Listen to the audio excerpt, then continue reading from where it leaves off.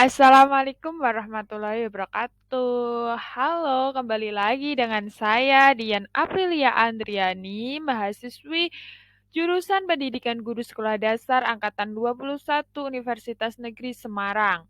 Di sini saya akan menjelaskan tentang listrik dan magnet.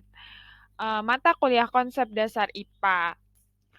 Tugas ini disusun untuk memenuhi tugas mata kuliah konsep dasar IPA dengan dosen pengampu Dr. Sri Sulistiorini MPD. Dengan saya Dian Aprilia Andriani, NIM 14014211164. Oke, kita lanjut ke materi. Listrik. Pengertian listrik sendiri adalah elektron-elektron dari atom pada sebuah pengantar. Semua atom memiliki partikel yang disebut dengan elektron. Terletak pada orbitnya mengelilingi proton. Atom ini yang paling sederhana adalah atom hidrogen. Atom aja itu hanya mempunyai satu elektron yang menghasilkan suatu proton. Nah, listrik ini ada karena adanya elektron-elektron. Elektron ini adanya karena adanya proton dan proton. Oke, selanjutnya ada sejarah listrik. Sejarah listrik, yang pertama ini ada tokoh-tokohnya yaitu Talus. Pada kira-kira 600 tahun sebelum Masehi, ada seorang filosof Yunani yang bernama Talus. Ini memiliki sebuah batu ambar yang tidak mengkilat. Dengan upaya menjadikan batu tersebut mengkilap, dia menggosokkan batu ambar pada kain bajunya. Ternyata batu tersebut dapat menarik serbuk kayu yang halus. Untuk William Gilbert sendiri pada tahun 1600 setelah Masehi, dokter yang berkebangsaan Inggris bernama William Gilbert ini menemukan fenomena yang sama pada gelas, belerang, ebonit, dan damar. Oleh Gilbert, kekuatan yang ditimbulkan benda ketika digosokkan dinamakan kekuatan elektron sesuai dengan nama batu amber dalam bahasa Yunani. Selanjutnya, pada tahun 1897, J.J. Thomson, fisikawan asal Inggris, dengan percobaan yang dirancangnya, berhasil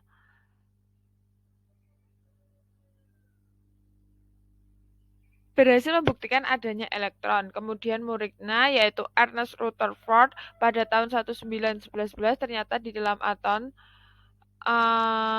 terdapat inti yang terdiri atas proton dan neutron, serta elektron yang mengelilingi inti. Selanjutnya, pada tahun 1752, Benjamin Franklin menaikkan layang-layang mendekati sebuah gumpalan awan.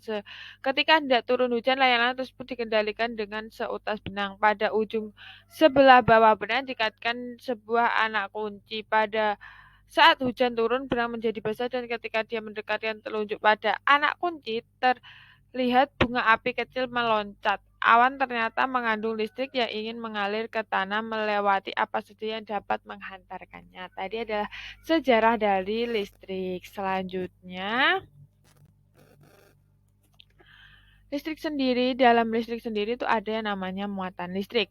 Muatan listrik merupakan salah satu sifat dari elemen tertentu. Muatan listrik ini ada dua macam, yaitu muatan positif dan muatan negatif. Jika muatan sejenis didekatkan, akan tolak-tolak menolak. Jika negatif dan negatif didekatkan, akan menolak-nolak. Begitupun dengan positif dan positif jika didekatkan. Sedangkan muatan tidak sejenis akan tarik-menarik. Satuan muatan listrik yaitu Coulomb atau C besar.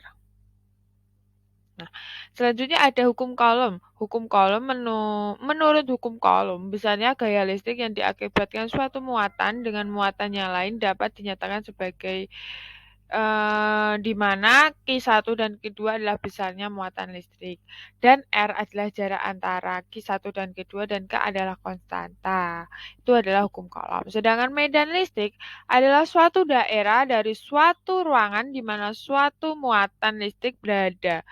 Dengan kata lain, dapat dinyatakan bahwa sebuah muatan listrik akan menimbulkan suatu medan listrik di sekitarnya. Potensial listrik sendiri ini merupakan usaha yang diperlukan untuk membawa satu satuan muatan listrik dari suatu titik ke titik.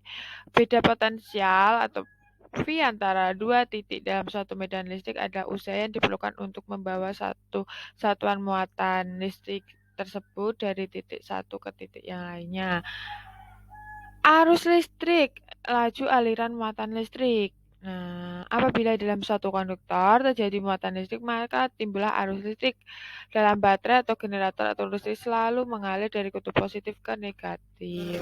Selanjutnya yaitu magnet. Magnet, pengertian magnet. Kata magnet sendiri berasal dari bahasa Yunani, yaitu magnes atau magnetis litos, yang berarti batuan magnesian. Magnesia adalah nama sebuah provinsi di Yunani pada masa lalu yang kini bernama Manisa.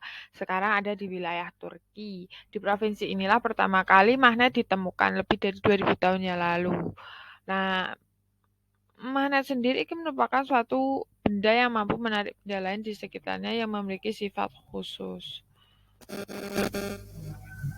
Jenis-jenis magnet.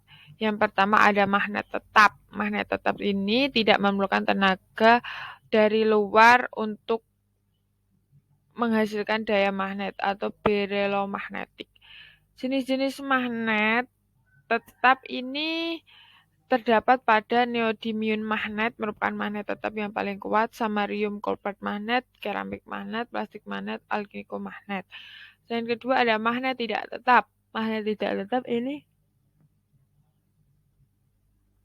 tergantung dari medan listrik untuk menghasilkan medan magnetnya. Contohnya yaitu elektromagnet. Yang ketiga magnet buatan. Magnet buatan ini sengaja dibuat untuk suatu benda untuk dijadikan sebuah magnet.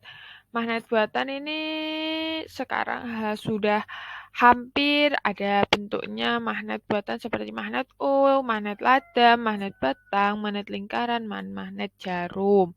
Yang keempat ada cara membuat magnet. Cara membuat magnet dapat dengan digosok dengan magnet lain secara searah. Kedua dengan induksi magnet. Yang ketiga ada magnet diletakkan pada solenoida dan dialiri arus listrik yang searah. Bahan yang biasa digunakan untuk membuat magnet yaitu besi dan baja. Selanjutnya ada cara menghilangkan sifat kemagnetan. Ini dengan cara dibakar, dibanting-banting, dipukul-pukul, dan magnet diletakkan pada solenoida dan dialiri arus dengan bolak-balik dari kebalikan cara membuat magnetnya. Selanjutnya ada medan magnet. Medan magnet dalam ilmu fisika ini adalah suatu medan yang dibentuk dengan menggerakkan muatan listrik arus listrik yang menyebabkan munculnya gaya di muatan listrik yang bergerak lainnya. Itu menurut ilmu fisika. Medan magnet dapat dilihat dengan mata, namun keberadaan dan pola dapat ditunjukkan dengan garis-garis yang menggambarkan pola medan magnet. Baik, sekian pemaparan materi saya tentang listrik dan magnet. Bila ada salah kata dalam penyampaian, saya mohon maaf. Terima kasih. Bila ada pertanyaan, bisa drop di kolom komentar. Oke, terima kasih. Wassalamualaikum warahmatullahi wabarakatuh. Sampai berjumpa lagi. Dadah.